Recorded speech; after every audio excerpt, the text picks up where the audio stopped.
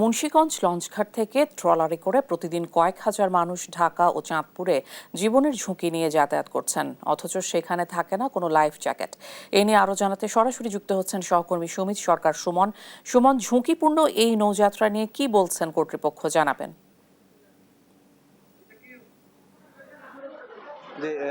ধন্যবাদ ইশিকা। আপনি যেমনটি বলছিলেন, মুন্সিগঞ্জ থেকে কিন্তু ঢাকার যেই লঞ্চগুলি রয়েছে সেই লঞ্চগুলি কিন্তু সকল লঞ্চ কিন্তু আসলে এই লঞ্চ ঘাটে নোঙর করে না। নোঙর না করার কারণেই কিন্তু এই নৌ রুটে কিন্তু আপনার যাত্রীরা জীবনের ঝুঁকি নিয়ে কিন্তু ট্রলারে করে আসলে চলন্ত লঞ্চে ওঠে। এতে করে জীবনের ঝুঁকি থাকে এবং এখানে আমরা একটা জিনিস লক্ষ্য করেছি, তারা কিন্তু এখানে কোনো লাইফ জ্যাকেট বয়া কিন্তু তারা ইউজ করে না সেই ট্রলারে করেই। কিন্তু আজ সকালে আমরা গণমাধ্যম কর্মীরা যখন লঞ্চ ঘাটে আসি তখন থেকে কিন্তু একটি ট্রলারও কিন্তু আসলে ছাড়তে আমরা দেখিনি।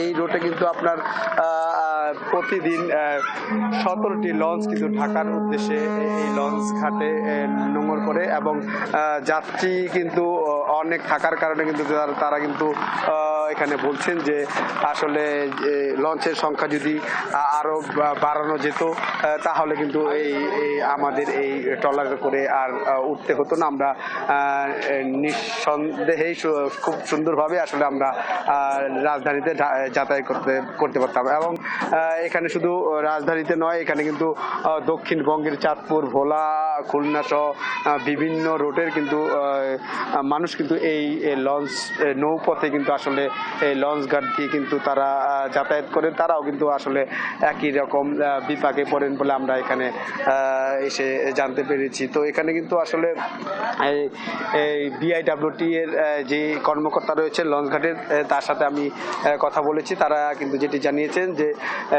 মুন্সিগঞ্জ লঞ্চ ঘাট থেকে কিন্তু ট্রলারে করে কোনো যাত্রী লঞ্চে ওঠা সম্পূর্ণই নিষেধ। তারা কিন্তু বলছেন যে যদি সেই রকম কোনো অভিযোগ পাই তাহলে আমরা কিন্তু আসলে তাদের বিরুদ্ধে ব্যবস্থা নিব বলে আমরা আসলে জানতে পেরেছি। তো আমি এখন একজনের সাথে কথা বলবো। আপনি আসলে কোথায় যাবেন? লঞ্চ আছে কিনা নাকি ট্রলারে যাবেন আপনি? না, আমি ঢাকা থেকে আসছি সকালে। হ্যাঁ, মুন্সিগঞ্জ কোর্টে কাজ করে আবার ঢাকা চলে যাবো। আচ্ছা, লঞ্চে যাবো। ট্রলারে উঠলে তো জীবনের ঝুঁকিটা থাকে আসলে। অবশ্যই ঝুঁকি থাকে। তো এই বিষয়ে আপনি কি বলবেন? আমি তো মনে করি যে ট্রলারে না উঠে যাতে মানুষে লঞ্চে যাতায়াত করে। ধন্যবাদ আপনাকে।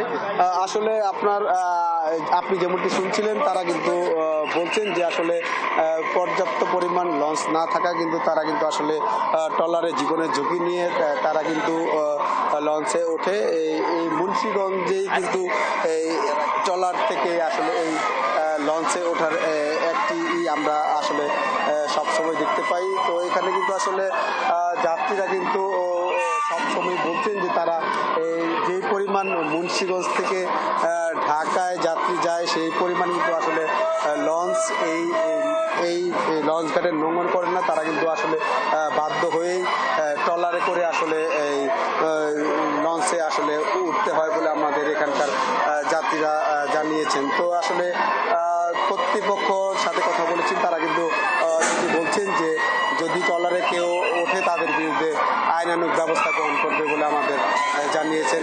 তো এই ছিল আমার কাছে মুন্সিগঞ্জ লঞ্চ ঘাট থেকে সবশেষ খবর।